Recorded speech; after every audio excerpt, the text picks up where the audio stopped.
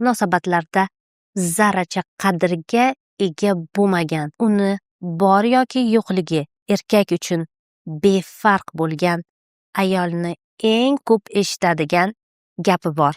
U ham bo'lsa 4 yil oldin shu o'zbek tilida nimalarimni taqdim qilishni boshlaganimda, dasturlarimni menga bir ayol murojaat qilganda, turmush o'rtog'i yaxshiroq joyda ishlar ekan, puli ko'p ekan, 2 ta farzandi bo'lgan, umuman ishlamaysan degan u ayolga va bilasizmi, kvartiralarida erini alohida xonasi bo'lar ekan va u xonaga ayolini umuman kirgizmas ekan. Tushunyapsizmi? Shu darajada bepisandlik, shu darajada umuman nazariga ilmaslik, o'sha hattoki bozorlik ham qilib kelmas ekan. Tushunyapsizmi? Shu bilan birga o'zi yalloq qilib yurar ekan. U yerda xiyonat ham bor. O'sha hamma turdagi nima deydi, xunuk ko'rinishlar. Shu ayol menga murojaat qilib, iltimos menga yordam bering ustoz degan. Men bitta shart qo'yganman. Bajarasiz, hamma nimalarni savol bermaysiz, nima desangiz qilaman, menga natija kerak degan.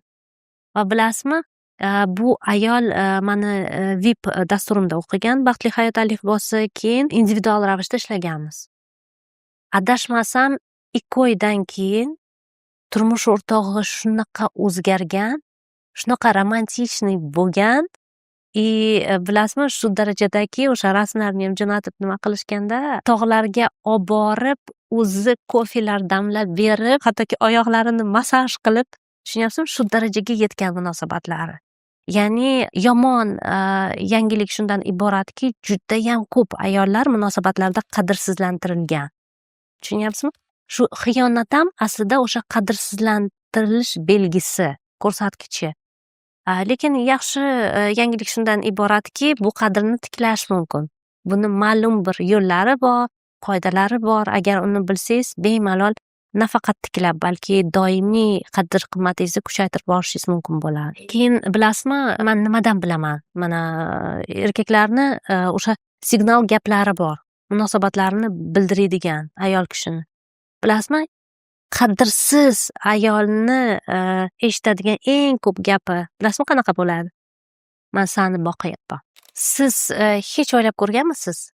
Nima uchun ba'zi ayollar erkak uchun doim qadrli bo'ladi? Ba'zilari esa o'ziga bo'lgan qadr-qimmatni asta-sekin qo'ldan boy beradi va erlari ularga nisbatan sovuq va bee'tibor bo'lib qoladi. Bu video orqali siz ayollar qanday qilib qadr-qimmatlarini o'z qo'llari bilan buzib tashlashadi va eng asosiysi, qadr-qimmatni qanday qilib ushlab turish va kerak bo'lsa tiklash haqida bilib olasiz. Agar siz munosabatlarda o'zingizni yo'qotganingizni yoki turmush o'rtog'ingizni o'zingizga nisbatan sovuq va bee'tibor bo'lib qolganini sezgan bo'lsangiz, bu videoni albatta oxirigacha ko'ring. Chunki bu videoda biz munosabat haqida emas, bu videoda biz siz haqingizda gaplashamiz. Bugun sizga erkakni ko'zida qadringizni tushirib yuboradigan 3 ta asosiy xatoingizni ko'rsataman va siz bu xatolarni tushunib, o'z qadr-qimmatingizni tiklashingiz mumkin bo'ladi. Ko'plab ayollar qiladigan eng katta xatolardan biri munosabat boshlanishi bilan o'zlarini yo'qotib qo'yishlari. Ya'ni bu munosabatni va erkakni hayotlarini markazlari qilib olishlari. Bunday ayollar hamma narsaga birinchi bo'lib tashabbus qilishadi, birinchi yozishadi. Munosabatlarini yaxshi bo'lishlari uchun jon kuydirishadi. Erkakni kutishadi, erkak uchun rejalarini o'zgartirishadi va eng asosiysi o'zlarini hayotlarini erkakka moslashtirishadi va asta-sekin hayotlari markazi shu erkak bo'lib qoladi va tabiiyki erkakni o'zgarishi hayotlarini o'zgarishiga olib keladi va aksariyat holatlarda bu o'zgarish yaxshilikka bo'lmaydi. Qachon siz hayotingiz markazi qilib boshqa erkakni, boshqa hayotni, boshqa odamlarni qilar ekansiz, siz birdan yo'q bo'lib qolasiz. Hech qanaqa qadr va qimmatga ega bo'lmay qolasiz. Bu holatda ekanligingizni nima ko'rsatadi? Buni bilish oddiy. Agar ertalab uyg'onishingiz bilan va kechasi boshingiz yostiqqa tegishi bilan birinchi xayolingizga keladigan odam o'zingiz emasmisiz? Demak, sizni hayotingiz markazi aynan xayolingizga keladigan odamda. Agar siz hayotingizda aynan shunday holatda bo'lsangiz, diagnostika orqali bunday holatga tushib qolganingizni ildiz sababini aniqlashingiz mumkin va hayotingizni tiklab, qadr-qimmatingizni qaytarishingiz mumkin. Diagnostika olish uchun ilova orqali ro'yxatdan o'ting. Ayollarni qadr-qimmatlarini qo'ldan boy berishlariga ikkinchi sabab chegaralarni yo'qotishlari yoki chegaralarga ega emasliklari. Bu narsa nimada bilinadi? Agar sizga nisbatan sizga yoqmaydigan harakatlar bo'lsa-yu, siz bu harakatlarga munosabatlarni saqlab qolish maqsadida ko'z yumsangiz, sizda chegaralar bo'lmaydi. Demakki, siz qadrli inson sifatida qabul qilinmaslikni boshlaysiz. Bu narsa nimada bilinadi? Erkak kishi sizga biror narsani va'da qiladi, lekin va'dasini ustidan chiqmaydi. Siz bu holatni yoqmasa-da tushunishga harakat qilasiz. Bu erkakni o'zingizni oldingizda oqlaysiz va oxir oqibat bu harakatiga munosabat bildirmaysiz. Agar siz doim hamma narsani tushunadigan ayolga aylanar ekansiz, siz bilan hisoblashishni to'xtatishadi. Bora-bora esa sizni bor yoki yo'qligingiz ahamiyatsiz bo'lib qoladi. Chegaralar bu gap emas. Chegaralar bu harakat va bu harakatlarni amalga oshirmasligidan kelib chiqadigan oqibatlar ustiga quriladi. Tasavvur qiling, sizni turmush o'rtog'ingiz qarindosh urug'larini chaqiradi va sizga bu haqida hech narsa demaydi.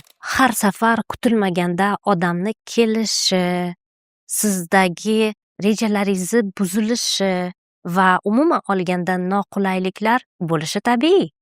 Lekin siz bu narsaga ko'z yumsangiz, bu haqida gapirmasangiz, bu holat bora-bora oddiy holatga aylanadi va takrorlanishi tabiiy. Shu nuqtai nazardan chegaralarni buzilishi aynan sizni istaklaringizni hisobga olinmasligi va sizni manfaatlaringizni poymol etilishida bilinadi. Chegaralarni bor yoki yo'qligini oddiy narsada bilish mumkin.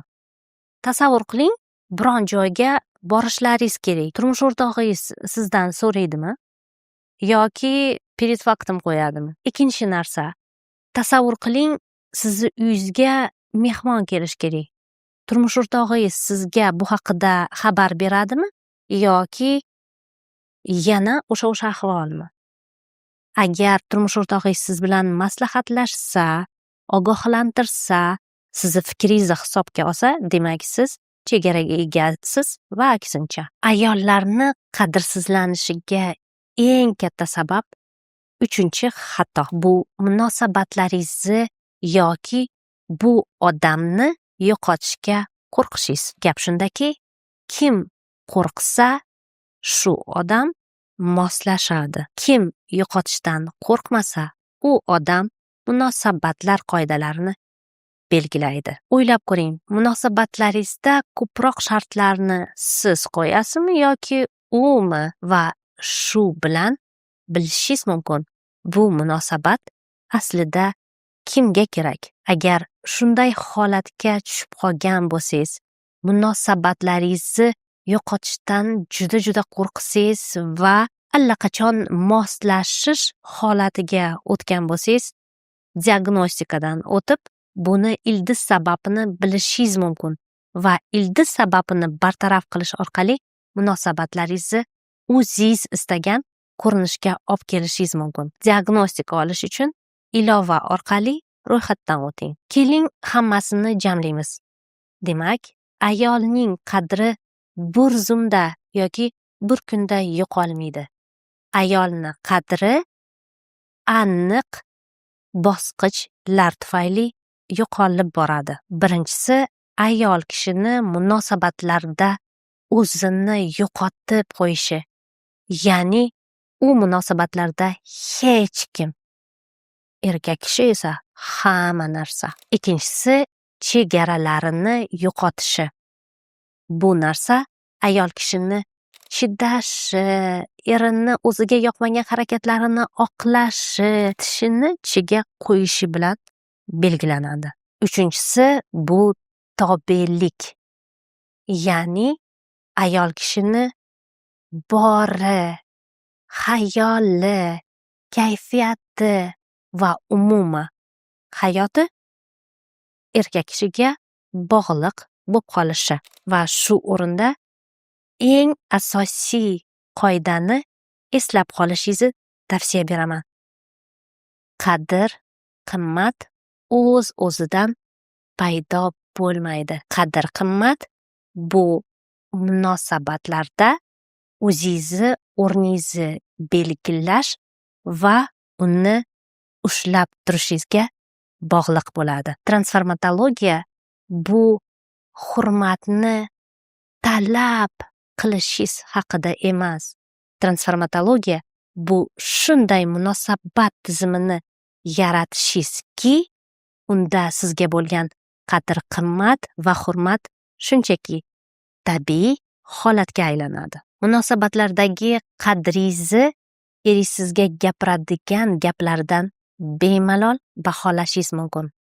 Munosabatlarda zarracha qadrga ega bo'lmagan, uni bor yoki yo'qligi erkak uchun befarq bo'lgan ayolni eng ko'p eshitadigan gapi bor. U ham bo'lsa, "Men seni boqyapman." Agar bunday gaplar siz eng ko'p eshitadigan gaplar bo'lsa, demak, holatingizni o'zgartirishingiz hayotiy zarurat. Bu haqida kommentariyalarda yozib qoldiring va men siz bilan bog'lanaman. Videoga like bosishni va obuna bo'lishni unutmang. Keyingi foydali videolarda ko'rishguncha.